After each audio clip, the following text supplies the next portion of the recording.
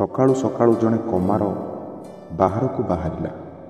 ରାସ୍ତାରେ ବୁଲୁ ବୁଲୁ 2 ଖଣ୍ଡ ଲୁହା ପାଇଲା। ଆଉ ସେ 2 ଖଣ୍ଡ ଲୁହାକୁ ସେ ଘରକୁ ନେଇଗଲା। କମାର ଦିନେ କମାରଶାଳରେ ଖଣ୍ଡିଏ ଲୁହାରେ ତଲୁଆର ଆଉ ଅନ୍ୟ ଖଣ୍ଡଟିରେ ଢାଲଟିଏ ତିଆରି କଲା। କିଛି ଦିନ ପରେ ଜଣେ ଯୋଦ୍ଧା ଆସି ସେହି ଢାଲ ଓ ତଲୁଆରକୁ କିଣିକରି ନେଇଗଲେ।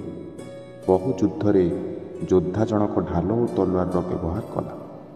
ଥରେ ଯୁଦ୍ଧ କରୁ କରୁ ତଲୁଆରଟି 2 ଖଣ୍ଡ ହୋଇଗଲା, କିନ୍ତୁ ଢାଲ ଆଗରୁ ଯେମିତି ଥିଲା ସେମିତି ରହିଲା।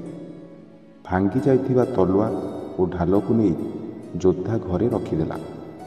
ରାତ୍ରିର ମଧ୍ୟମ ପ୍ରହର ହୋଇଥାଏ। ସମସ୍ତେ ଶୋଇଯାଇଥାନ୍ତି। ଧୀର କଣ୍ଠରେ ତଲୁଆର କହିଲା, ହେ ଢାଲ, ତୁମେ ତ ଯେମିତି ଥିଲ ସେମିତି ଅଛ, ମୋର କିନ୍ତୁ ଏଭଳି ଦୁର୍ଦ୍ଦଶା କାହିଁକି? ଢାଲ କହିଲା, ବନ୍ଧୁ, ଆମ ଦୁହିଁଙ୍କ ଭିତରେ ଅଳ୍ପ ଫରକ। ଆପଣ ସବୁବେଳେ ମାରିବା କାଟିବା କାମରେ ରହିଲେ, ମୁଁ କିନ୍ତୁ ଅନ୍ୟର ହିତ ସାଧନ କରିଲି, ଅନ୍ୟକୁ ବଞ୍ଚାଇବା କାମରେ ଲାଗି ରହିଲି। ତେଣୁ ମନେ ରଖନ୍ତୁ, ମାରିବା ଲୋକଠାରୁ ବଞ୍ଚାଇବା ଲୋକ ଦୀର୍ଘାୟୁ। ଯିଏ ପରୋପକାର କରିଥାଏ ସେ ଦୀର୍ଘାୟୁ ହୋଇଥାଏ, ଆଉ ଯିଏ ପରର ଅମଙ୍ଗଳ ସାଧନ କରିଥାଏ ସେ ସ୍ୱଳ୍ପାୟୁ ହୋଇଥାଏ। ଜୟ ଜଗନ୍ନାଥ।